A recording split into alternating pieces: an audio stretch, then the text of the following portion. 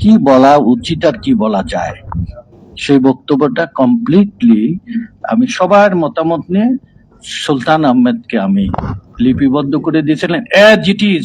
আমি সেইটাই বলার চেষ্টা করেছি যতটুকু গ্রহণযোগ্য বা আমার ভাষা মিলিয়ে। ফাইনালি সেখানে একটা ট্র্যাজেডি হয়েছে, সেটা একটা লজ্জার বিষয়। তারপরে আমরা কি ইচ্ছা প্রকাশ করেছিলাম অন্তর থেকে, সেটা আমরা সেখানে রেকর্ডেড আছে যে আন্তর্জাতিক অঙ্গনে বাংলাদেশের শ্রমিক শ্রেণীর যে সম্ভাবনা আছে, বাংলাদেশের রিসেন্ট ওয়ার্কস এবং আমাদের যে দাবির একটা ক্ষেত্র তৈরি হয়েছে, এশিয়ার মধ্যে নয়, আফ্রিকার মধ্যে নয়, দুনিয়ার শ্রমিক আন্দোলনে বাংলাদেশ এটা দিশা দেখাবে। আর জাতীয় সংসদে বাংলাদেশের শ্রমিকদের কোন দাবিটা তুলে ধরা উচিত, ফাইনালি এটাও কিন্তু আমি লিখা খসড়া তৈরি করে কাটাছাটা করতে করতে আমার কাছে মনে হলো, দেখেন নজরুল ইসলাম এখন একটা লিজেন্ড, জীবিত রয়েছেন। আমি তাকে বিরক্ত না করে সুলতান ভাইকে পাঠিয়ে দিলাম, সুলতান ভাই এটা আপনি ঠিক করে দেন। সুলতান ভাই সেটা ঠিক করে দিলে আমি অ্যাজ ইট ইজ সকল অক্ষর সহ জাতীয় সংসদের সময় নিয়ে পাঠ করতে পেরেছিলাম। আমি ইতিহাসের পাঠক হয়েছি দুইটা, আন্তর্জাতিক অঙ্গনে শ্রমিক বাংলাদেশের শ্রমিকদের সেখানে একটা ট্র্যাজেডি আছে, সেটা আমি আর সুলতান ভাই শুধু বুঝছে, আপনারা বুঝতে পারছেন না, আমরা কারেকশন করার চেষ্টা করছি সে ট্র্যাজেডি। আর এই যে 21টি শ্রমিক সংগঠনকে নিয়ে আমরা কনভেনশন করেছিলাম, সেই রকম একটা মৃত্যু ঝুঁকির মুহূর্তে আমার জীবনের 3.5 বছর এই ফ্যাসিবাদের কারাগারে গেছে। 46টা দিন এক নাগারে পুলিশি জিজ্ঞাসাবাদ, যৌথ বাহিনীর জিজ্ঞাসাবাদ, জয়েন্ট ইন্টারোগেশন সেলের সেই কঠিন জিজ্ঞাসাবাদেও আমাকে শ্রমিকের পক্ষে, গণতন্ত্রের পক্ষে, জনগণের পক্ষে কথা বলার সাহস নিয়ে দাঁড়াতে পেরেছিলাম। এখন আমি জাতীয় সংসদের সদস্য একটা দল কর্তৃক মনোনীত, কিন্তু এখনো পর্যন্ত আমার মুখ থেকে যা কথা বাড়ায় তার 80% হচ্ছে বাংলাদেশের ভাগ্যহত শ্রমিক শ্রেণীর পক্ষে। কিছু তার অংশ আমি নিলিয়ে নেবার চেষ্টা করি যেন একেবারে বিচ্ছিন্ন না হই। এই সরকারের কাছ থেকে আমরা কতটুকু দাবি আদায় করতে পারবো, যেটুকু পারবো সেটুকু আলহামদুলিল্লাহ, যেটুকু পারবো না সেটুকু আদায়ের জন্য লড়াইয়ে ঐক্যবদ্ধ হতে হবে, তাহলে আমরা লড়াই আদায় করতে পারবো। আমাদের ট্র্যাজেডিটা শুধু সব জায়গায় আমি তুলে ধরি। দেখেন 7.5 কোটি, যদি 7,35,00,000 যখন আমরা 23 সালের কনভেনশন করি সেপ্টেম্বরে, তখন হচ্ছে 7,35,00,000।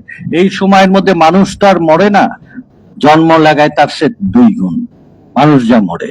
তো 7.5 কোটি আমরা আমাদের এই দেশের শ্রমিক শ্রেণীর সংখ্যা, এই 7.5 কোটি শ্রমিক শ্রেণীর সংখ্যার 1% 7.5 লক্ষ। আমরা বলছিলাম গর্বের সাথে 1 লাখ লোকের আমরা একটা র্যালি করব, মানে সমাবেশ করব, এটাই আমাদের সবচেয়ে সাহসী উচ্চারণ। 1% শ্রমিকও যদি আমার ডাকে সাড়া না দেয়, কি করে আমি তার বন্ধু হলাম?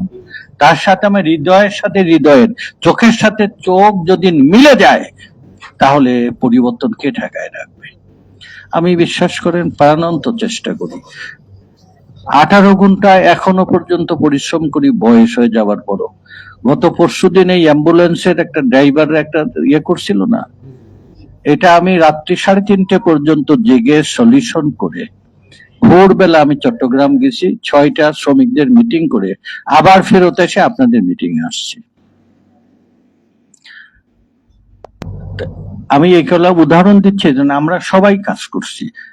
8 ঘন্টা পরিশ্রম করে বাংলাদেশের কুলি মজুর আর শ্রমিকের সংসার চলে না, সবাই 16 ঘন্টা 18 ঘন্টা কাজ করে। এমনকি যারা শিক্ষিত পেশাজীবী সাংবাদিক ভাইরা, তারাও এই 8 ঘন্টা না, অনেক বেশি তারা পরিশ্রম করে। এই পরিশ্রমের সম্মিলিত একটা ফল কি আমরা দেখতে পাই? আমরা দেখতে পাই না। এবং আমি রহমানের মতো অত বিদ্রোহী হতে পারলেই ভালো হয়। আমার জীবনে যত ঝুঁকি নিতে হয়েছে, যত বিদ্রোহ করতে হয়েছে, ধরেন 16 ঘাটে আমার ব্যাটেল করতে হয়েছে। আমি আশাবাদী আশাবাদী এই জন্যে যে রাষ্ট্র, সরকার, শাসক এবং শোষিত মানুষের এই বাস্তবতার নিরিখে একটা বাংলাদেশকে ভাগ্যহত মানুষের ভাগ্য বদলা দিতে হবে। দুঃখী মানুষের মুখে হাসি ফোটানোই আমাদের প্রধান লক্ষ্য। এখানে আমরা কোনো আপোষ আর ব্যক্তিগতভাবে স্বার্থের জন্য, ব্যক্তিগত লাভের জন্য কোথাও কোনো আমরা আপোষ করবো না। বাস্তবতা নিরীক্ষে একজন লিডারের কাজ হচ্ছে এই বাস্তবতা বিশ্লেষণ করে সঠিক সিদ্ধান্তে পৌঁছানো। আর যদি আমরা একতাবদ্ধ না থাকতে পারি তাহলে আমরা কিন্তু পথ হারিয়ে ফেলবো। এই যে আমরা একতাবদ্ধ বাংলাদেশের সকল শ্রমিক শ্রেণীকে আমরা একটা সূত্রবদ্ধ করব, ঐক্যবদ্ধ করব, জোটবদ্ধ করব, এই আকাঙ্ক্ষাই আমাদেরকে কেউ পরাজিত করতে পারবে না। আমি এসএসপি নতুন যে আজকে নেতৃত্ব গঠিত হলো, মোশাররফ হোসেন মন্টু, তার নেতৃত্বে আগামী 1 বছর চলবে। আমি তার এই গুরু দায়িত্বের প্রতি অভিষেকের এই দিন আমি প্রত্যাশা করছি, আশা করছি একজন বিপ্লবী, একটা সমাজ বদলের দর্শন আদর্শ যার বুকে ধারণ করে।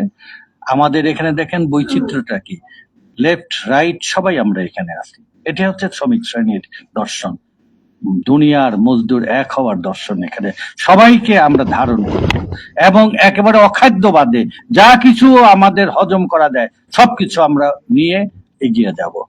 দেশকে গণতন্ত্র